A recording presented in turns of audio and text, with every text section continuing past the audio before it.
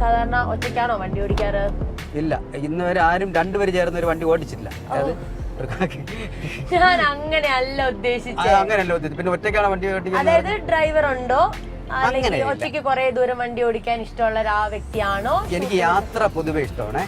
നല്ല രീതിയിൽ യാത്ര ചെയ്യുന്നത് എനിക്ക് ഇഷ്ടമാണ്. വണ്ടി ഓടിക്കുന്നത് ഇഷ്ടമാണ്. പൊതുവെ ഷൂട്ടിന് പോകുമ്പോ വണ്ടിയിലാണോ പോകുന്നത് അതോ അല്ലാണ്ട് ട്രെയിനോ അങ്ങനെയൊക്കെയാണോ? അല്ല, എന്റെ കാറിലാണ് പോകുന്നത്. പക്ഷെ ഞാൻ ബസ്സിലൊക്കെ ഷൂട്ടിന് പോയ ഒരുപാട് സമയങ്ങളുണ്ട്.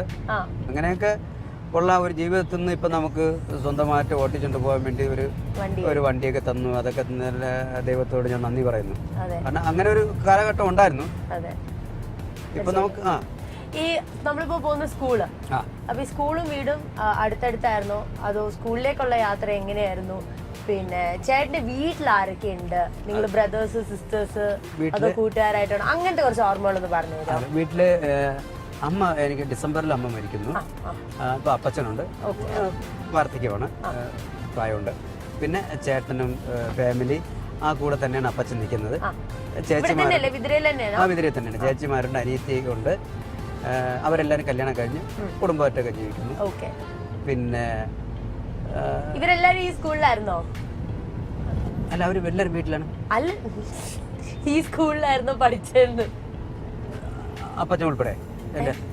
അങ്ങനെയല്ല ചേട്ടാ, ചേട്ടന്റെ കൂടെ നിങ്ങൾ എല്ലാരും ഒരുമിച്ച് ഈ സ്കൂളിലായിരുന്നോ? പിന്നെ ഇവിടെ എല്ലാരും അങ്ങനെ തന്നെ, നമ്മളെല്ലാരും പഠിച്ച ഈ സ്കൂളിൽ തന്നെയാണ്. നല്ല ഇതൊക്കെ ഇപ്പഴായതാണ്. പണ്ടത്തെ ഓലപ്പുരയാണ്. ഓലപ്പുര എന്ന് പറഞ്ഞാല് ഈ കവാടമൊക്കെ ഇപ്പം ഈ ഇടയ്ക്ക് വന്നത്.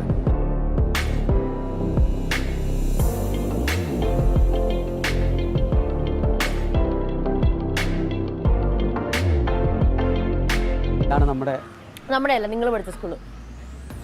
ഞാൻ എന്റെ എന്ന് പറയല്ലോ, എന്റെ സ്വന്തം. ഇപ്പോഴാണ് ഇതിനകത്ത് ഒരു ചെറിയ അതായത് കവാടവും കാര്യങ്ങളൊന്നും, അല്ലെങ്കിൽ ഇതെങ്ങനെ അല്ലായിരുന്നു.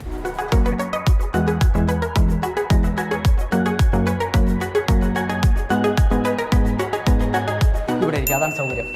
മഴ പെയ്യുന്നു. എനിക്ക് ബെഞ്ചി ഇരിക്കണം. പറയൂ. എനിക്കെല്ലാം ഓർമ്മകള്. ഇവിടെ തങ്കച്ചന്റെ ഓർമ്മ വെക്കാൻ വേണ്ടി ഇന്ന് മൊത്തം ഞാൻ സൈലന്റാ. അല്ല, എന്നെ ഓരോരോ കാര്യങ്ങൾ ഈ സ്റ്റേജ് കൊണ്ടില്ലല്ലോ, എന്തെങ്കിലും ഉണ്ടാവില്ല. ഇങ്ങനത്തെ സ്റ്റേജ് ആയിരിക്കില്ലല്ലോ. ഇല്ല, അത് സ്റ്റേജൊക്കെ ഇപ്പോഴും വന്നതാണ്. ഇങ്ങനത്തെ ഒരു പ്ലാറ്റ്ഫോമും ഇല്ല ഇവിടെ. ഇങ്ങനത്തെ പ്ലാറ്റ്ഫോമിൽ കയറിയിട്ട് എത്ര ആളായി? ഒരു ലോക്കൽ സ്റ്റേജിലൊക്കെ കയറിയിട്ട് ഒരുപാട് നാളായി. സ്റ്റേജ് കണ്ടപ്പോൾ ഇങ്ങനെ കണ്ടപ്പോൾ എന്തെങ്കിലുമൊക്കെ ചെയ്യാൻ കൊതിയാവുന്നു. ഞാനിവിടെ കൈയടിക്കാം. എന്തെങ്കിലും അങ്ങനെ ചെയ്യാൻ അങ്ങനെ കൊതിയാവുന്നു. പാട്ട് പാടിയത് ഇവിടെ ആദ്യം മറ്റേ പാടിയ പാട്ടെന്നാ ഇവിടെ നിന്ന് പാടിക്കോ. ഏതാണ്? അന്ന് ഈസിക്ക് അല്ലേ? ഈസിക്ക് ഞങ്ങൾ പൈസ എല്ലാം പിരിച്ചിട്ട് സാമ്പ്രാണിത്തിരി പൂക്കളൊക്കെ കൊണ്ടുവന്ന് ഇങ്ങനെ വെച്ചിട്ട് എൻ്റെ വക ഞാനാണ് ലീഡർ. ലാസ്റ്റിൽ അടികൊള്ളണം ഞാനായിരിക്കും. ഞാൻ തന്നെ തൂത്ത് വാരണം, ഇതെല്ലാം ഞാൻ തന്നെ ചെയ്യണം. അപ്പോൾ അന്നൊരു സാറുണ്ട്, സാർ എന്നെ കൊണ്ട് പാട്ട് പഠിക്കും. അപ്പോൾ ഞാൻ പാട്ട് പാടും. പാട്ട് പാടി കഴിഞ്ഞിട്ട് ഞാൻ തന്നെ അടിയും വാങ്ങിക്കും. അത് എനിക്ക് ഇതുവരെ മനസ്സിലായിട്ടില്ല എന്താണെന്ന്.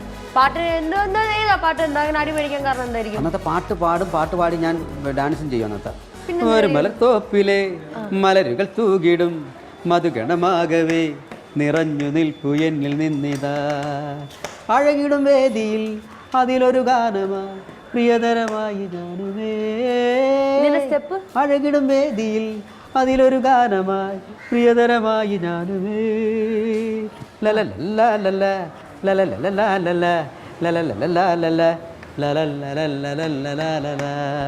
ഇത് കഴിഞ്ഞിട്ട് ഞാൻ തന്നെ വാങ്ങിക്കാൻ ചാടി. സ്റ്റെപ്പിൽ പ്രത്യേകത ഉണ്ട്.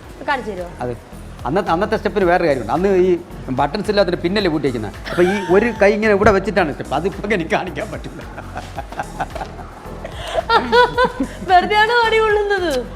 അല്ല വേറെ കാര്യമുണ്ട്. ഈ രണ്ട് സൈഡ് പൊത്തതായിരിക്കും, ഇവിടെ പിന്നും കാണില്ല. സീരിയസ് ആയിട്ട് ഇവിടെ രണ്ട് സൈഡ് പൊത്തതായിരിക്കും, ഇവിടെ പിന്നും കാണില്ല.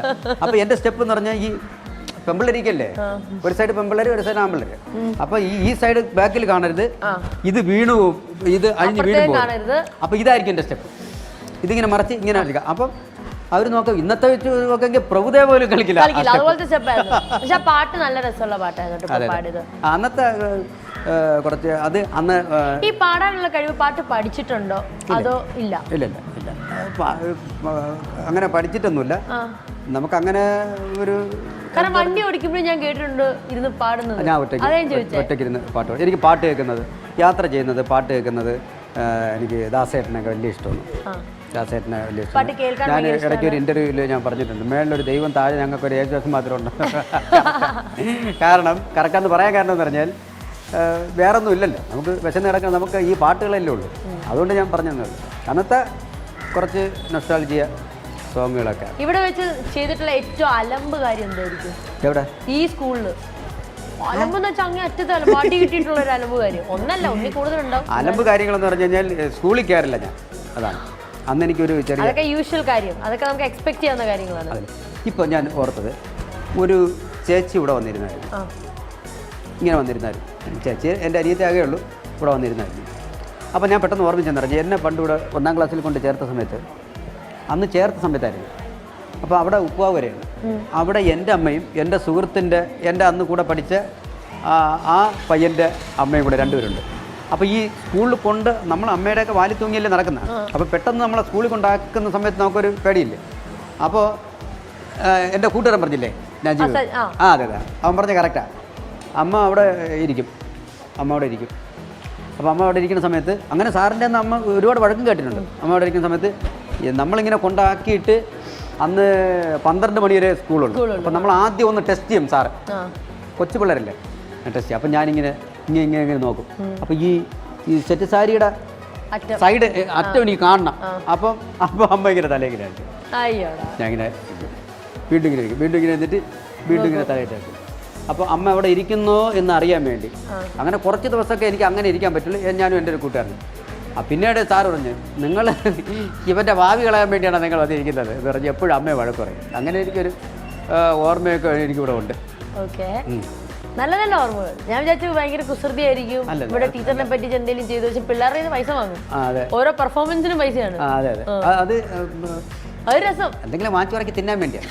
അപ്പോൾ ഈ 10ാം ക്ലാസ് എന്ന് പറയുന്നത് നമുക്ക് ഏത് ക്ലാസ് വരെ പഠിച്ചു? ഫുൾ 10. ഞാൻ 10 കഴിഞ്ഞിട്ട് അവിടുന്ന് പോകുന്നത്. 10 വരെ ഉണ്ടായിരുന്നു. അപ്പോൾ ഇതാണ് സ്കൂളിലെ വിശേഷങ്ങൾ. അപ്പോൾ ഇതാണ് തങ്കു പഠിച്ച സ്കൂൾ, 10ാം ക്ലാസ് വരെ പഠിച്ച സ്കൂൾ. ഇതാണ് സ്കൂളിലെ ഓർമ്മകൾ ഷെയർ ചെയ്തു. ഞാൻ പ്രതീക്ഷിച്ച ഒരു എന്താ പറയുന്നത്, ഞാൻ തിയേറ്ററിൽ നിന്നപ്പം എൻ്റെ അടുത്ത് പറഞ്ഞു അവിടെ ചെന്ന് കൂടുതൽ ചോദിക്കില്ലെന്ന് വിചാരിച്ചപ്പോൾ ഞാൻ വെച്ച് വന്ന അലമ്പായിരിക്കും, ഇവിടുത്തെ തല തെറിച്ച് വെച്ചായിരിക്കും. പക്ഷേ മറ്റെന്താ പറയുക, നല്ലവനായ ഉണ്ണിയായിരുന്നു ഇവിടുത്തെ. അത് അലമ്പൊന്നുമില്ല, പക്ഷെ അത്യാവശ്യം നമ്മൾ കുട്ടിക്കാലത്ത് കാണിക്കുന്ന പോലത്തെ ചെറിയ ചെറിയ കുസൃതികളും കാര്യങ്ങളും മാത്രമായിട്ട്. ഇത് ഈ വിശപ്പിന് വേണ്ടി കാണിക്കുന്ന കുറച്ച് കുസൃതികൾ ഓപ്പണായിട്ട് പറഞ്ഞു. പറഞ്ഞോ, അതിനിപ്പോൾ എന്താ അങ്ങനെ കാണിക്കുന്ന കുറച്ച് ഇതുണ്ട്. വേറൊന്നും നമുക്ക് ഇവിടുന്ന് എക്സ്ട്രാ ഫുഡ് എടുത്തോണ്ട് പോവാ, അതിനകത്ത് പറയാനൊന്നുമില്ല. കാരണം കുറച്ച് അനുഭവങ്ങൾ, ഇത്തരത്തിലുള്ള കുറച്ച് അനുഭവങ്ങൾ മാത്രമേ ഉള്ളൂ നമുക്ക് ഈ സ്കൂളിൽ. പിന്നെ അതായിരുന്നു. ഇനി സ്കൂൾ കഴിഞ്ഞ് നമ്മൾ അടുത്ത് ഇനി എങ്ങോട്ടേക്കാണ് പോകുന്നത്? ഇതിനടുത്ത് നമുക്ക് ഇനി പോകേണ്ടത് പേപ്പാറ പോയാലും. എന്നോടുള്ള സ്നേഹവും നമ്മുടെ കൗമുദി ചാനലിനോടുള്ള റെസ്പെക്റ്റും കൊണ്ട് ഒരു അനുമതി തന്ന ഹെഡ് മാസ്റ്ററിനും ബാക്കിയുള്ള എല്ലാ സാറുമാർക്കും എൻ്റെ ഹൃദയം നിറഞ്ഞ് നന്ദി അറിയിക്കുന്നു. Okay, by.